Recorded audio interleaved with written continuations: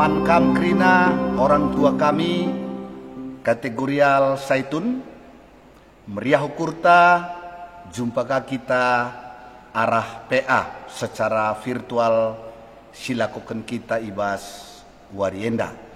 Toto pengharapan kami krina kam orang tua kami lid bas sehat-sehat ras mejuah-juah. Opi dengar ras-ras kita ngorati kata dibata si jadi naspe anta, mari si pindo lebih gegeh man Tuhan, si pebulat ukurta ras kita ertoto kita.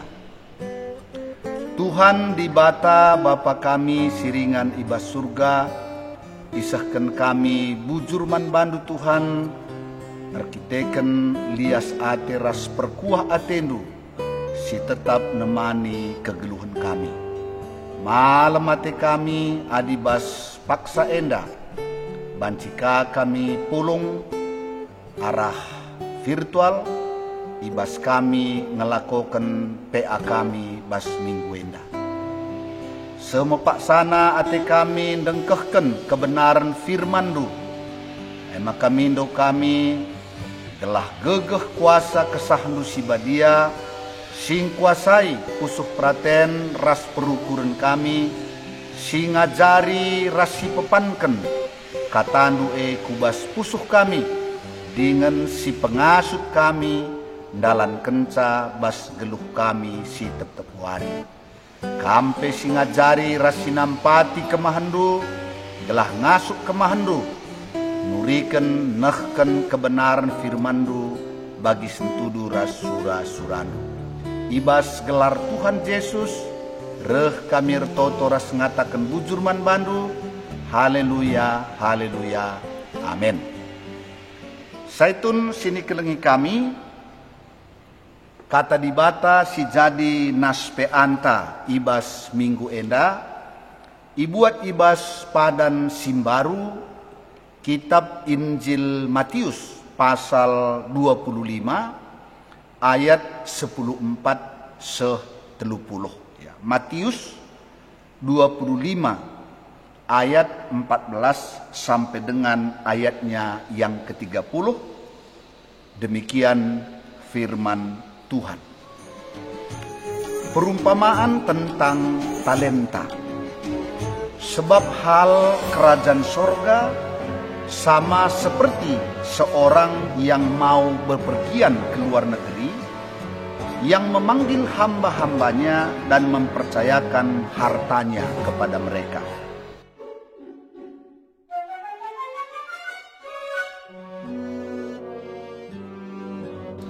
Yang seorang diberikannya 5 talenta,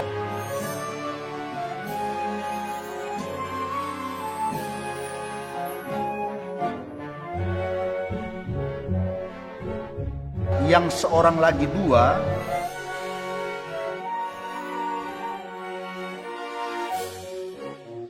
dan yang seorang lagi 1, masing-masing menurut kesanggupannya. Lalu ia berangkat.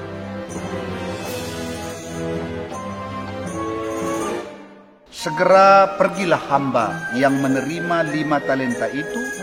Ia menjalankan uang itu, lalu beroleh laba 5 talenta.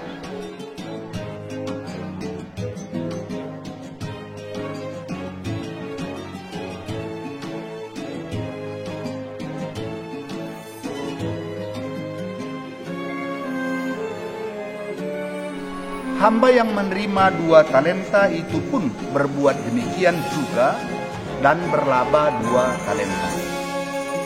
Tetapi hamba yang menerima 1 talenta itu pergi dan menggali lubang di dalam tanah, lalu menyembunyikan uang tuannya.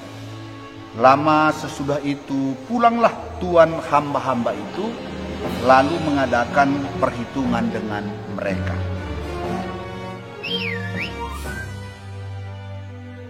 Hamba yang menerima 5 talenta itu datang dan ia membawa laba 5 talenta. Katanya, Tuan, 5 talenta Tuan percayakan kepadaku.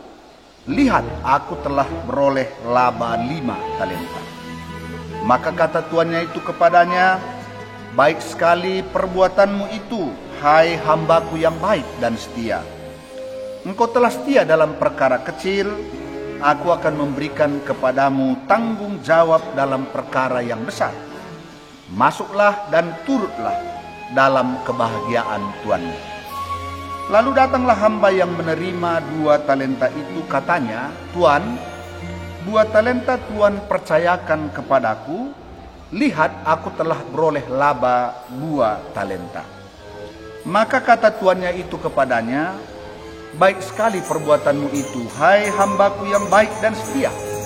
Engkau telah setia memikul tanggung jawab dalam perkara yang kecil, aku akan memberikan kepadamu tanggung jawab dalam perkara yang besar. Masuklah dan turutlah dalam kebahagiaan tuanmu.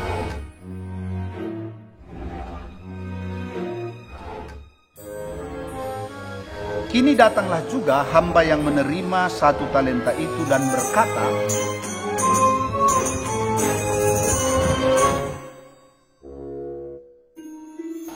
Tuan, aku tahu bahwa Tuan adalah manusia yang kejam, yang menuai di tempat di mana Tuan tidak menabur, dan yang memungut dari tempat di mana Tuan tidak menanam. Karena itu aku takut dan pergi menyembunyikan talenta Tuan itu di dalam tanah. Ini, terimalah kepunyaan Tuan. Maka jawab tuannya itu, hai kamu hamba yang jahat dan malas, jadi kamu sudah tahu bahwa aku menuai di tempat di mana aku tidak menabur dan memungut dari tempat di mana aku tidak menanam. Karena itu sudahlah seharusnya uangku itu kau berikan kepada orang yang menjalankan uang, supaya sekembaliku aku menerimanya serta dengan bunganya. Sebab itu ambillah talenta itu daripadanya dan berikanlah kepada orang yang mempunyai 10 talenta itu. Karena setiap orang yang mempunyai, kepadanya akan diberi sehingga ia berkelimpahan. Tetapi siapa yang tidak mempunyai, apapun juga yang ada padanya akan diambil daripadanya. Dan campakkanlah hamba yang tidak berguna itu ke dalam kegelapan yang paling gelap. Di sanalah akan terdapat ratap dan kertak gigi. Demikian pembacaan firman Tuhan yang menjadi nas PA kita pada minggu ini.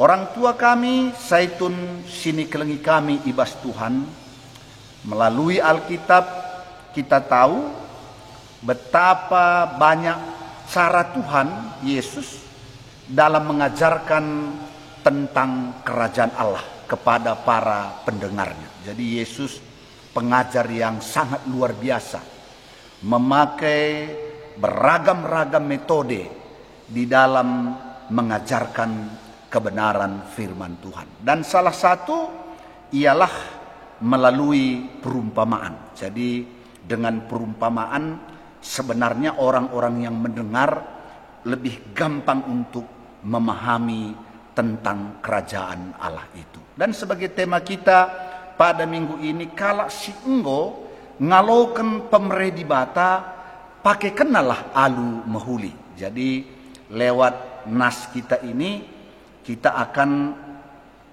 mengerucut kepada tema kita bahwa kita si enggo ngaloken pemereh di bata, gelah si pakaikan alu mehuli. Janah dai nina ibas nas pe anta, sebab hal kerajaan sorga sama seperti orang yang mau bepergian ke luar negeri, yang memanggil hamba-hambanya dan mempercayakan hartanya kepada mereka. Jadi berbicara tentang kehidupan kerajaan sorga tidak hanya semata-mata berbicara soal nanti di dalam kekekalan, bukan. Jadi hidup dalam kerajaan sorga itu juga berbicara tentang kehidupan sekarang. Bagaimana kita menjalani kehidupan kita di tengah-tengah dunia ini. Jadi kalau mengenai hidup dalam kerajaan sorga itu bukan hanya soal nanti setelah kita mati, tapi sekarang dimulai.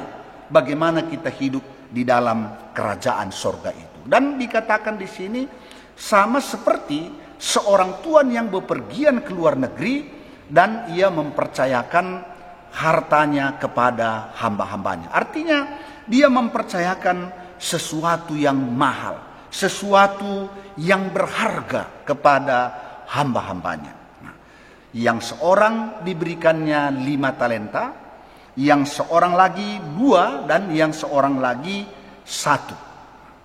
Masing-masing menurut kesanggupannya, lalu ia berangkat. Saitun sini kelengi kami, pemberian jumlah talenta 5, 2, dan 1 bukan berarti bahwa Tuhan yang memberi itu tidak adil. Bukan di sana.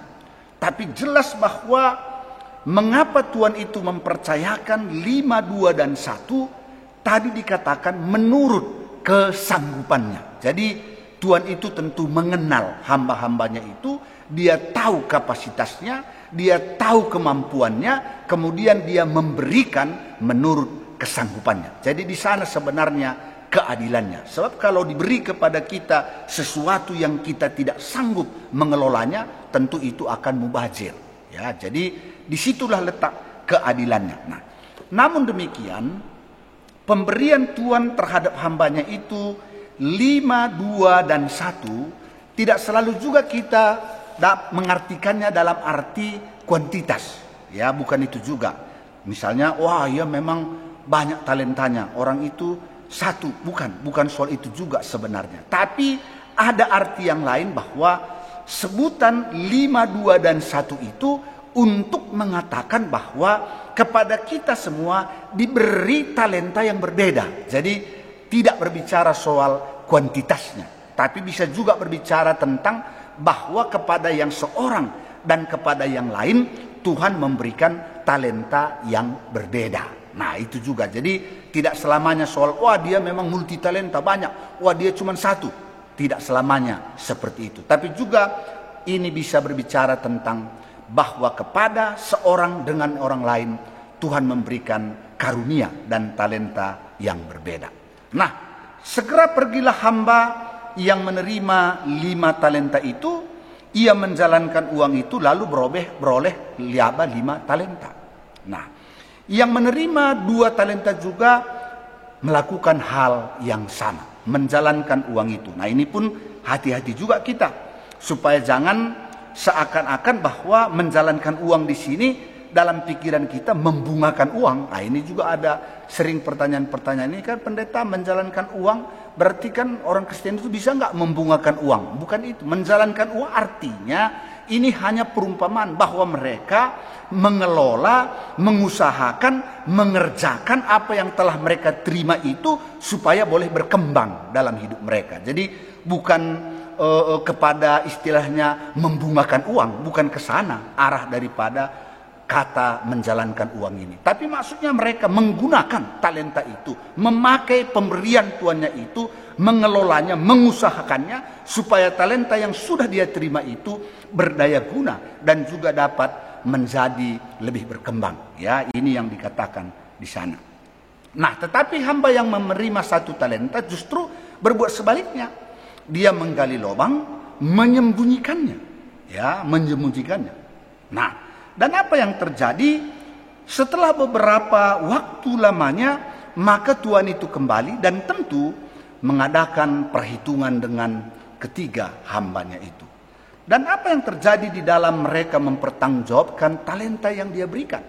Kita melihat bahwa hamba yang menerima 5 talenta itu tentu dengan sukacita dia menghadap tuannya itu. Mengapa? Karena dia telah mengelola, menggunakan talenta itu dengan baik. Makanya dia katakan 5 talenta yang Tuhan percayakan kepada aku, sekarang lihatlah aku beroleh 5 talenta lagi. Jadi sudah menjadi 10. Ya. Yang 2 talenta juga begitu. Ya.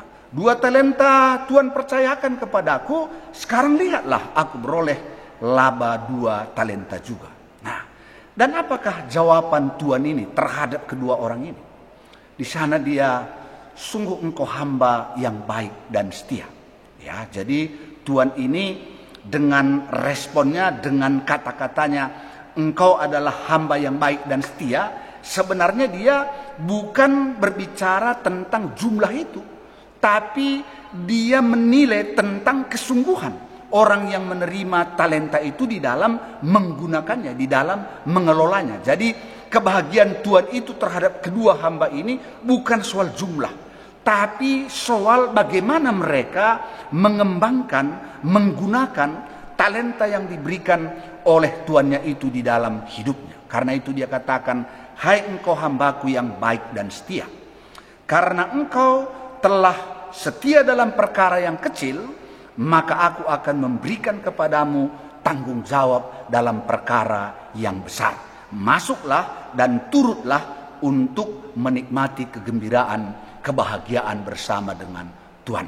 Jadi sama jawaban Tuhan ini terhadap yang menghasilkan 5 dan 2. Itu artinya bukan jumlahnya yang menjadi nomor 1. Tapi yang diperhatikan oleh Tuhan ini ialah bagaimana mereka menggunakan, mengembangkan talenta yang telah diberikan oleh tuannya kepadanya. Nah, dan apa yang selanjutnya kita lihat bahwa yang menerima 1 talenta itu justru dia datang dan mengatakan sebaliknya. Ya, dia datang dengan menyalahkan tuannya itu. Ya, di mana dia katakan, aku tahu bahwa Tuhan adalah manusia yang kejam. Yang menuai di tempat di mana Tuhan tidak menabur, yang memungut dari tempat di mana Tuhan tidak menanam. Karena itu aku takut dan pergi menyembunyikan talenta Tuhan itu di dalam tanah. Sekarang inilah talenta itu, terimalah. Dan apa yang dikatakan oleh Tuhan itu, hai kamu hamba yang jahat dan malas.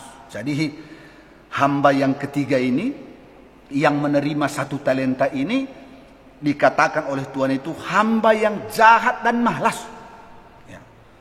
Jadi bukan karena 1 talenta itu, karena memang jahat, karena memang malas, tidak mau mengembangkan sesuatu yang sangat berharga yang dipercayakan oleh tuannya itu kepadanya. Ya. Jadi dia sembunyikan, dia gali lubang sehingga talenta itu tidak berdaya guna. Padahal 1 talenta itu betapa mahalnya dipercayakan oleh tuannya itu kepadanya. Oleh karenanya dia sampaikan kepada hamba yang jahat dan malas ini, kalau engkau sudah tahu bahwa aku tuan yang jahat, sudah seharusnya lah talenta yang 1 itu engkau berikan kepada yang 10 talenta itu. Artinya kalau memang dari awal dia tahu tuannya itu jahat, mengapa dia terima talenta itu? Sudah seharusnya dia langsung memberikan talenta itu kepada yang memiliki 10 talenta itu. Karena itu apa kata Tuhan itu kepadanya? Sebab itu ambillah talenta itu daripadanya dan berikanlah kepada orang yang mempunyai 10 talenta itu.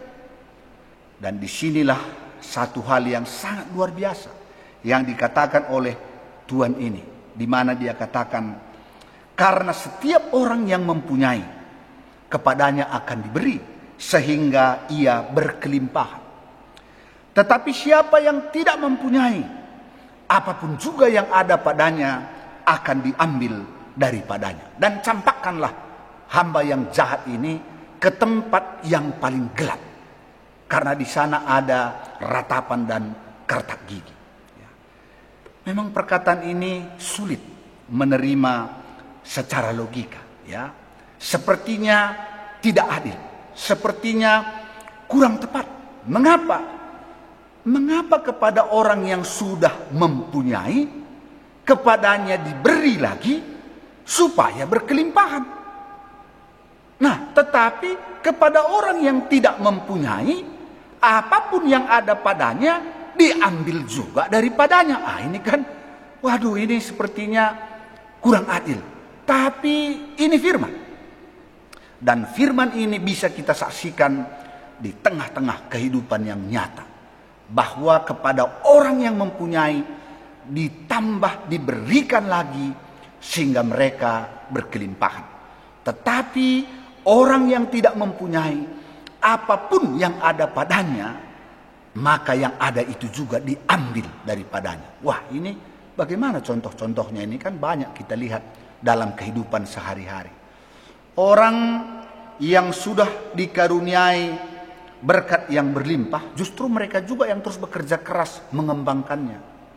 Berusaha dengan sungguh-sungguh mengembangkan usahanya sehingga bertambah terus.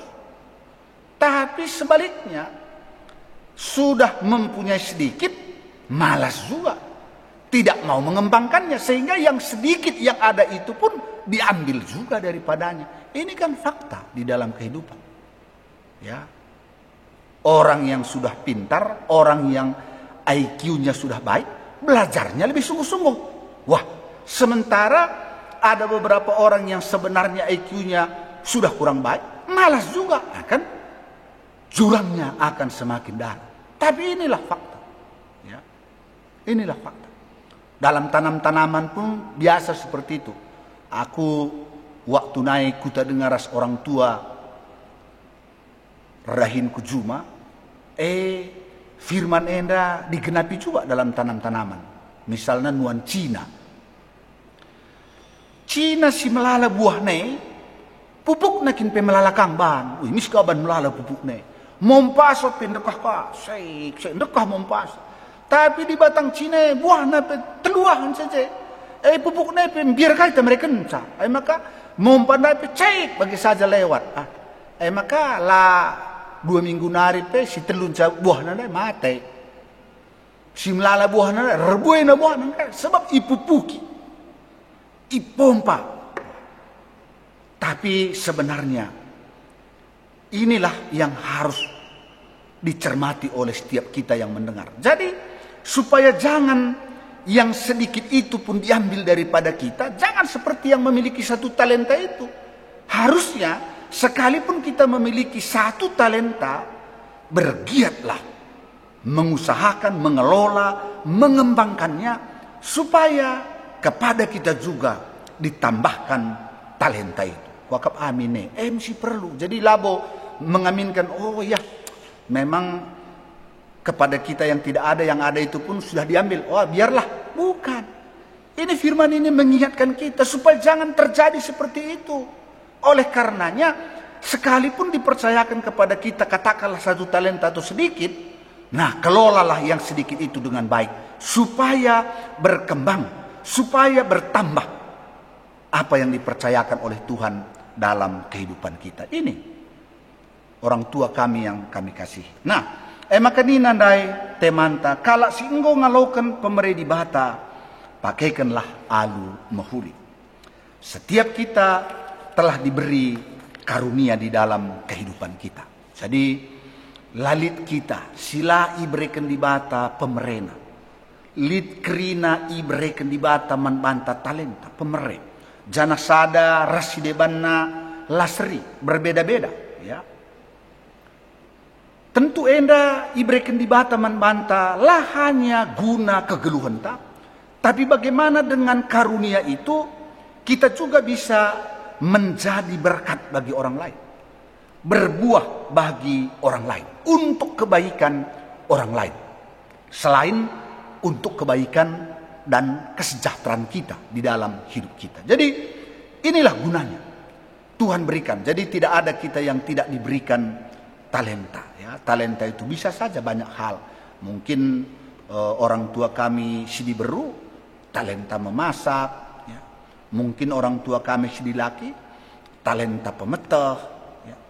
Atau talenta berkat kekayaan dan banyak. Nah, oleh karenanya supaya gampang, nah mungkin karunia, talenta apa yang sudah diberikan oleh Tuhan kepada kita. Kalau kita membaca dalam kitab Roma pasal 12 ayat 6 sampai dengan 8, di sana jelas dikatakan dan dibuat beberapa contoh karunia, beberapa contoh talenta yang diberikan oleh Tuhan kepada kita. Di mana di sana dikatakan, demikianlah kita menurut karunia yang berlain-lainan, menurut kasih karunia yang dianugerahkan kepada kita. Jadi jelas seperti yang kami sampaikan tadi, Tuhan memberikan kasih karunia-Nya kepada seorang dan orang lain tidak sama, berbeda. Supaya sebenarnya satu dengan yang lain saling melengkapi, saling menopang satu dengan yang lain. Nah, karena itu dia katakan, kalau karunia diberikan kepada kita untuk bernubuat, baiklah kita melakukannya sesuai dengan iman kita. Jika karunia untuk melayani, baiklah kita melayani. Jika karunia untuk mengajar, baiklah kita mengajar. Jika karunia untuk menasihati, baiklah kita menasihati. Siapa yang membagi-bagikan sesuatu, hendaklah ia membagikannya dengan hati yang ikhlas. Siapa yang memberi pimpinan, hendaklah ia melakukannya dengan rajin. Siapa yang menunjukkan kemurahan, hendaklah ia melakukannya dengan sukacita. Jadi banyak melalakal pemerintah di bate manbanta, berguna melayani, berguna ngajar, berguna menasihati, banci guna memimpin. Nah tentu enda kerina si pakaikan kai si enggo ibrekan di bata manbanta. Terlebih kam orang tua kami Saitun, kam si enggo ibrekan di bata pasu-pasu gedang umur, tentu enda jadi evaluasi ka sekali enda arah kata di batenda. Sejauh mana enggo igunakan du pemerintah di batandai si sedekah enda manbantu. Tentu enggo melala. Tapi labo berarti ibas kam enggo memasuki usia Saitun, kam berhenti menggunakan karunia Tuhan itu, menggunakan talenta si berikan. Jadi labanci berhenti. Labanci merasa, aku engko melala kuban sedekah enda, maka gundari aku pensiun, aku gundari istirahat, aku gundari nimai saja, lanai pada kula kokeng kaipe, sebab engko cukup. Jangan. Sebab jelas dikatakan, endaman orang tua kami sangat luar biasa. Mazmur 92 ayat 13 sampai 15. Di sana dikatakan, orang yang ditanam di pelataran bait Allah, di masa tua pun mereka tetap berbuah gemuk dan segar. Jadi enggo pekam Saitun lalaknya ipindo gelah kam berbuah janah si banci ibagi kendu man kalak si deban. Jadi jangan pernah berhenti untuk terus mengelola, mengembangkan talenta silit ibas kam. Bagendai adi memang kin menasehati.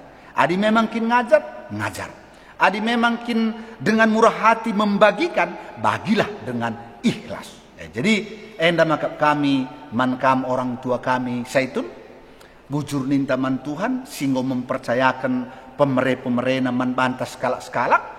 Tentu sedekah enda penggo melala si gunakan guna melayani jelma si deban, tapi sekali nari untuk terus mengembangkan dan menggunakan talenta kita, tidak boleh berhenti sampai kita kembali menghadap kepada Tuhan. Begini nande Mazmur nai, ibas masa tua pe, kam tetap gemuk, segar dan berbuah. Endam si banci sahkan kami, di bata si masu-masu, kam kerina orang tua kami, si kelengi kami. Amin. Mari silungi pe anta aluras kita ertoto.